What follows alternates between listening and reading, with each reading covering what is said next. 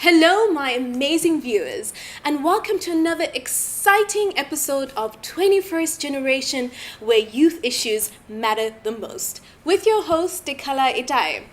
So, you know how I love giving you really good episodes? Well, this episode is extremely exclusive and really good as well. In studio today, we have the Managing Director of Segal Family Foundation. I know some of you have heard of it, but if you haven't heard of it, you're going to hear about it today. In studio, we have Martin. Hi, Martin. Hello, Segal. How are you? Very good. How's it going? Good. So you came all the way from New Jersey to come to Malawi. Yes. To be on TV with you? Well, that's definitely great to hear. And I'm sure the viewers are also excited because they're probably thinking, what is Segal Family Foundation? Okay. Well, the Segal Family Foundation is my family's foundation. That was started by my father probably about 10 years ago. Yeah. We didn't come from a philanthropic or charitable background. Yeah. We were business people in the States. We sold building materials. Wow. Yeah. It was very interesting work, and that's what I did growing up. Yeah. We ran a business, and then 10 years ago, my father was maybe 70, getting older, and he said, I want to sell the business. And unfortunately, he didn't give all his money to me. He said, I want to donate all my money to charity. Wow. I said, okay, that's... You don't really hear that anyway in Africa or even Malawi, where families is like, hey, we're making a lot of money and some of it, let's actually use it for charity. Yeah. So this is incredible. It was a shock for me too. Yeah? Yeah. And then this is something that, you started in the family and you said, hey, I'm going to just go on and support what dad's doing or... Well, I don't have a choice. Yeah. It's kind of a family operation. And so what happened, he'd never been to Africa at that point. But, he built businesses quickly and he didn't want to waste time. He went to a meeting in New York, a Clinton Global Initiative, so he can learn about philanthropy. Yeah. And he met a lady doing work in Rwanda, Ann Heyman, and she said, you want to come visit my project? He was in the middle of selling his business. He said, I don't need to be here, I'm just negotiating. Yeah. So the next week he went to Rwanda, and he came back and he said, I met so many great people. There's a lot of projects going around, and there's a lot of deserving people, especially in the local communities, who are doing really good work, and they're not getting the funding that he thought they should get. Yeah, that's true. So with very little information, he said, you know what, I'm just going to focus on giving all my dollars and my mind and my efforts to Africa. Wow. Especially people that wouldn't normally receive those kind of funding opportunities. They go to larger organizations. Yeah. So, I was reading up about what you're doing, and I was simply amazed. Looking at how you look at local communities, the local organizations, and nowadays we don't have a lot of that. It's always support going to the bigger organizations, and they're not really using that bottom-up approach. Yeah. But before we discuss more on that, philanthropy. A lot of people hear about it. I'm sure some of the viewers watching it have heard of it, but they don't really understand the concept. What is that all about? Well, philanthropy, it's a newer concept for me too. It wasn't my whole life doing this, but I've learned a lot from it, and we've been very fortunate in life that we've had a lot of opportunities growing up in the States and being a part of a family that has a successful business. And I think where it comes from is a lot of people are born into situations like that. So it's easy for me to get involved in business and to create wealth and do other things. And it's really a responsibility of all citizens, especially those that achieved a fair amount of success in the world, to give back to those less fortunate so they can have opportunities, so more people can have opportunities to kind of elevate in life. Yeah. And from what I've learned, I think it's an obligation that everybody, no matter what their status is or level, can partake in to some degree. Wow. And I'm thinking, imagine if the whole world worked like that, in terms of, I'm at this place, I've got this good working business, and it's doing great, and most of my profits, I say, I'm going to commit for the social good. Sure. And if everyone thought like that, and it was a more collaborative effort, I'm sure we would go far with some of our social issues in the world. I think so. So let's talk about that. So I know Segal Family Foundation, yes, they are supporting local organizations. And then the capacity building component. Tell me more about that. Sure. So kind of what makes us a little bit unique amongst foundations is that, and we support all kinds of great projects in health, education, livelihoods, a lot of younger entrepreneurs, a lot of people just starting out. And what kind of separates us a little bit is that we have a staff of probably 7 people. 6 of them are Africans living in Africa. And they select most of our projects, and they kind of select the services, not only who we fund, but they create networks where we put everyone together so we can help people learn and get other funding. And when you're working with early stage organizations, they all need different levels of support. True. Whether it's systems, monitoring and evaluation, and most importantly, they need connections to funding and how they present themselves. Yeah. So our staff can arrange those kind of services because our goal isn't just to fund a small project, it's to help the organizations really grow. And we measure and monitor a lot of what we do. So one thing we find interesting is after we start funding a project, within 5 years, their funding usually grows by 250%. Wow. Yeah. 250%. Yeah. That's incredible. Yeah. So, those who are watching, and you probably have got, the startup organization, you had this amazing idea, this amazing project, and you know what I love about them is that they don't only fund a project, but they support starting up organizations out there who want to look into the issues they mentioned and trying to see how you really can address these pressing issues, but at the same time, as an organization, building systems, because that's what's required to make national impact, right? We don't want something that's just project-based, but having national impact. Sure. So if you're watching, you should probably look them up because you never know, you could be part of their incubation program. So we've heard about that incubation program in Malawi. Sure. You want to give a brief about that as well? Sure, yeah. How our incubation program came about is when we started working in Burundi, we couldn't find as many organizations as we would typically find because the social sector was not as developed. But we found a lot of young organizations that had really good ideas with passionate leaders that we had to help kind of develop them. So we set up an incubator full of, I think, 6 months of training, and we can bring in other funders. So at the end, people can get either funding from us or other organizations. And it was very successful. And then we moved to Malawi and set up a similar program. And we're glad you moved to Malawi. Yeah. We are glad he moved to Malawi. Yeah. And that's how it basically started off. So when did you start in Malawi? Maybe this is our second cohort, so it was over 2 years ago because we do one cohort. There's about 20 organizations in each group, and it's done on a yearly basis. Yeah. This is great because what we've seen a lot is that mainly a lot of youth-led organizations, because we've had a lot coming on the show where they're always saying we're trying to get support, but most people tell us we don't meet the requirements. Yeah. Our systems are not in place, but this incubation is something that I'm sure everyone is looking forward to and would want to grab an opportunity like that. Yeah, I think it's interesting how you say, we don't meet the requirements. So we do a lot of international philanthropic work. We go to conferences, and a lot of large foundations, they want to fund local organizations, but they have a set criteria that they're looking at that, is all about impact and X, Y, Z. And if you went to Harvard or Yale and you know how to talk the lingo, it's easier to present to these organizations. The organizations we work with are having the same effects on the ground as some of these other groups, but they don't present their work in the same way. So part of what we do is what we're trying to do is change the way that some of the organizations present their work so it's more receptive to large foundations and work internationally. And at the same time, we're trying to educate the large foundations as to the value of working with local entrepreneurs that really know the languages and the cultural context much better than maybe expat-led organizations. I'm so excited about this program, and I'm sure those who are watching are probably thinking, where have you been these past 10, 20 years?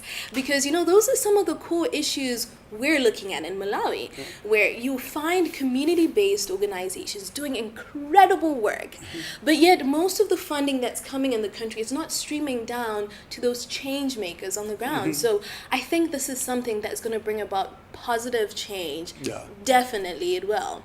So, let's talk more about this. So you're so you're in Burundi, Malawi. Are there any other countries you operate in? Yeah, we support over 200 organizations, really throughout sub-Saharan Africa.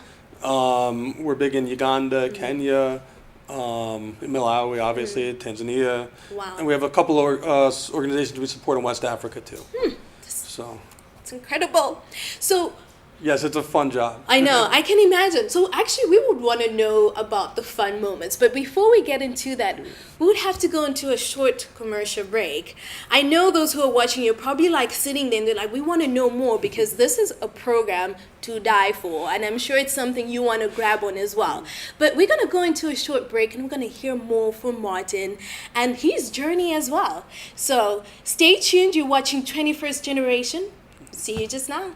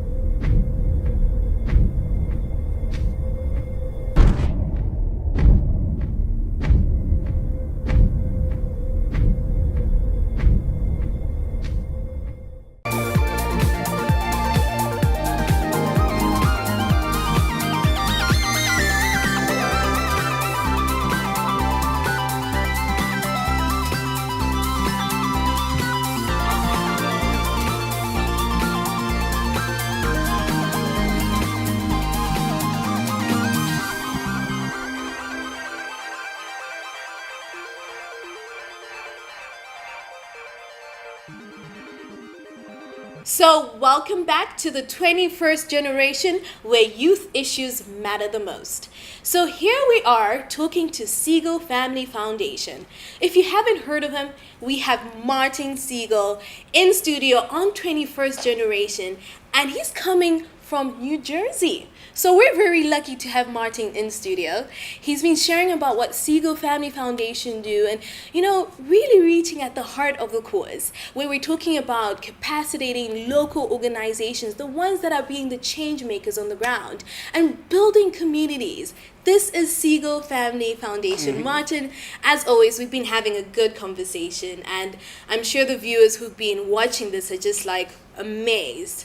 So I want to get to the best parts. Sure. I want to know more about your role. What have been the highlights, being the managing director, your highlights in this whole foundation and the things that you're doing? Yeah, well, there's been a lot of highlights. I think I have one of the best jobs in the world because I work with so many great people. And when I started doing work in Africa maybe 7 years ago, didn't know much about Africa, which was a good thing. I didn't have any preconceived ideas. And some of the most fun, when we started visiting here, we had a small group of, there was 2 or 3 of us, and we would travel around to first trip was Malawi, Kenya, Burundi, and... so you guys did like a whole tour? Oh yeah, we go a couple times a year, and we didn't know what to know, right? So we'd go there and we'd meet good people, and our philosophy is we fund in the cities, but it's not our focus area. We want to give opportunity for people that are far away, that really need help, that are off the beaten track, and we'd have to go there and visit. And And that just led to like a lot of great times. Yeah? Oh yeah. Tell us one of your, like that moment where you're like, this is one of those moments where you get that light bulb and you're like, yes, this is why we're doing this. Yeah, I think, we had a great trip to Burundi where we had a staff member that's from Burundi, and he said, you have to visit, we have to fund here a little bit, and I'm used to being in Rwanda all over. I said, that's okay, I don't know much about Burundi. And so we flew into Bujumbura, and we drove around the entire country in, an SUV, visiting these far-off projects, and then it starts raining, and the next thing you know, the truck is on the side of the road in a ditch, and we're not in cell phone service. You're just like the middle of nowhere, and it's like, what do we do now? And that's when we realized that's why a lot of people aren't coming out here.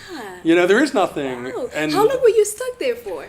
Oh, a couple of days, maybe. Couple of days. So Maybe a couple hours. Okay. It seemed like a couple of days because, without us pushing, trying to get out of there, it's like we could have been there for a long time. Yeah, but something like that actually makes you realize that, hey, there's a need. Oh, yeah. And there's something that you would have to do about that need. So I'm guessing that's how you were like, let's support Burundi, right? That's what we're like, let's support. And also, we were with a couple of people from Burundi, so when, those kind of things happen, you really bond. Yeah. And you really get to understand a lot of people going through these days of travel. Yeah.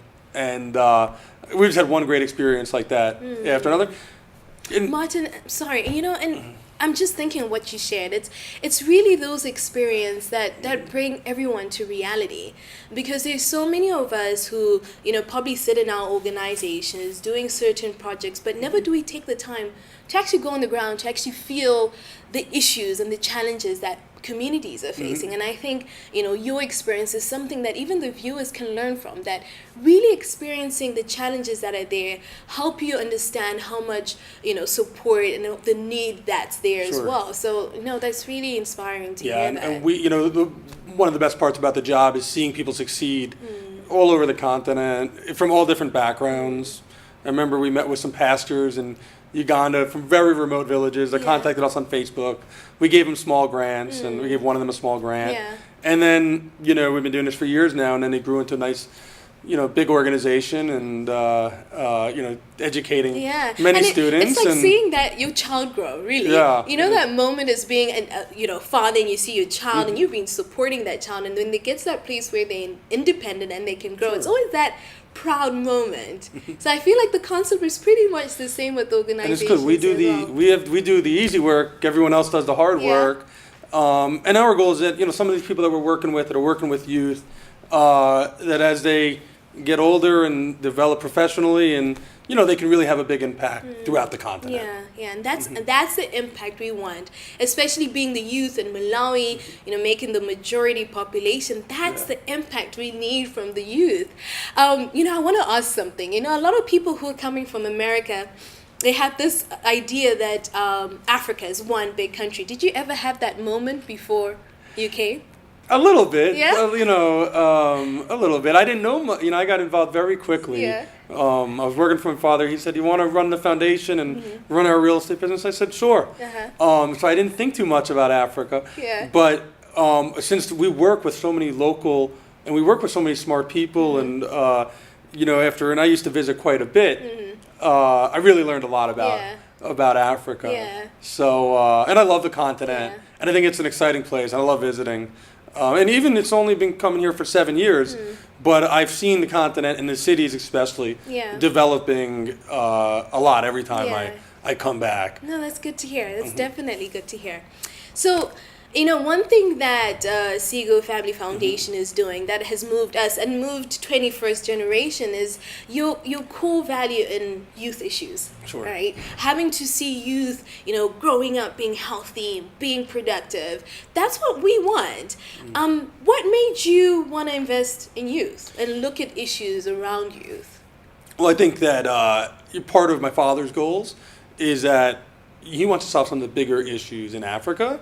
And I think the only way we can see to do that is education, and it's really the youth that are going to bring about some of those larger changes, and we have to invest in them, because I think in Malawi and a lot of other countries we work in, maybe 50% of the population is between 15 and 35 years old. And so we have to invest in training and, different programs so that people can be productive and can, achieve their dreams. Yeah. And hopefully some people can, really improve things all over Malawi. And if you actually think about, the majority population aspect I was saying earlier, is that imagine like really supporting 70% of this youth, really ensuring they fulfill the potential. I feel like economic growth for a country would change drastically. Sure. But, reality is that our education system is still very poor in terms of just the quality of education. We're having issues with unemployment. So all these things around youth, and you're kind of figuring out how do we actually address all these things, So, just talking further in that, the problems you have in America and the problems you've seen maybe in Malawi and Africa, are they pretty much the same? Well, there's a little bit, but I mean, there's a lot of challenges in Africa that are unique to Africa, and there's a lot of challenges in the States that are unique in the States. Yeah. And there's a lot of good work that has to be done in Africa, in Malawi, because a lot of the population lacks basic access that in the States we're privileged to have. Yeah. And with the wealth in the world, I don't think that's right at this time. And part of our philosophy is to get more wealthy individuals, kind of like ourselves, that had the experiences like ourselves, to become more active. Yeah. By helping out in Africa and around the world. Yeah. So 2 things that I'm sure the viewers are watching would want to know is, some of the challenges, your observation, how do you think we can actually address and solve, these issues around youth?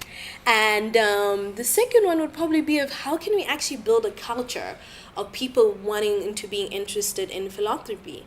Yeah. Well, solving the issues around youth, I think when you look at it, the big picture, it could seem, wow, the population's so big and there's not enough jobs, and, this is really overwhelming. But all we can do is take kind of small bites out of the elephant. And through my travels around Africa, there's a lot of exciting things, a lot of exciting entrepreneurs. The business climate is getting better. And I think that we've started the ball, in general, things are rolling. Yeah. You started off well. Well, not us, but just in the continent in general in East Africa, economically is going in the right direction. Maybe not as fast as everyone wants, but as the economy grows, there's going to be more opportunity. Yeah. And as folks are more educated, they can take advantage of that better. Yeah. So. And I guess that's something that, that needs to be improved. And looking at Segal Family Foundation, you had this cool thing about collaboration. Yeah. So, even with bringing and working with these different organizations, you build a network and they really kind of work together. And I've seen and I've heard about the collaboration among the organizations as well. And I feel like that's something that's required, because you also find that there's a lot of NGO work or even government ministries, and somehow programs are being done in isolation. Yeah. And no one's really kind of talking to each other or coordinating or putting projects together or, building something that's more sustainable together, or a proper ecosystem around some of the issues. So I think that's also something that we can learn from Segal Family Foundation. So you guys are doing the right thing. I think your model is fantastic. That's good to hear, because I don't want to make sure we weren't wasting all my family's money, and so we're doing an okay job. It's doing the right thing. Yeah. So, talking about philanthropy, how can we actually, for Malawi, I believe we need that. How do we actually build that culture of philanthropy within the country itself? You know what, I think it's a lot of when doing what you're doing, things like this, where you're raising awareness about the work that's being done. And I think you can follow our model, which we came from President Bill Clinton, who brought everyone together in CGI.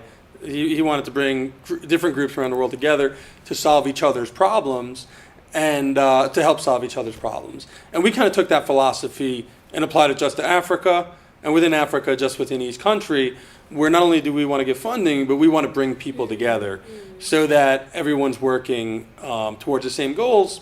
Because when we first started doing work on the continent, a lot of people were doing very similar work, maybe 20 kilometers away, and they didn't know each other. That's always the case. Yeah. And it's like we're all not competing for the same dollars. We have to broaden the pie to bring more. And I think as we bring people together and we create more awareness, people that can give and get involved, we give them an avenue to come to our events, to see what we're doing, and see some of our organizations that have become very successful, and kind of get them excited to either participate and give. And I know we're working with a lot more donors throughout Africa and throughout the world. Yeah, maybe we need to start hosting some of those events as well, and maybe it might attract some of these families or business owners who feel like, I think it's high time for me to really go into supporting for the social good for the country as well. So hey, maybe we might look into 21st Generation hosting an event that. I think that would be exciting. So we're getting close to the end of our episode, and I mean, this has been exciting. If you're watching this, please go look up Segal Family Foundation. I believe that this is something and a model that, as Malawi, we need to learn from as well. And, ideas like this can help us address some of the youth issues we're having. But Martin, I really want to give this opportunity for you to just share something to Malawi. You visiting Malawi, and I know it's not your first time, but visiting our show is our first time, and it's exciting to have you. And I would love for you to say something to the viewers, just a little something that would get us to think a little and get inspired. Sure. Yeah. Yeah, well, I love coming to Malawi. I love coming to Africa. When I step off the plane, I feel the energy in the ground. And I'm inspired by the work that everybody we work with, our team, and the small organizations that we work with. And even though I've only been doing this 6-7 years, and the progress isn't as quick as we always want it, the work that we're doing that everyone's doing is very difficult. But I see things improving, and I think the future for Malawi and East Africa in general is very bright, judging from the motivated people that I work with kind of every day and the progress I've seen over the last couple years. And I just think it's a really exciting place to be working and to be involved with. Yeah. Wow. I'm sitting here and I'm getting so emotional because I'm just like, this is something that we need in Malawi, that attitude where we say, the future of Malawi is bright. And as Martin said it, and he loves Malawi, I believe our message on this show is really to generate a culture of building communities, supporting local organizations, community-based organizations, those people on the ground that are making a difference. We heard it from Martin today on the 21st Generation that Malawi, you have a bright future ahead of you, and it's time for us to work together to support each other and build a community that will foster and develop our youth. So you've been watching 21st Generation with your host, Segal. See you next time. Thank you, Segal. Thank you, Martin.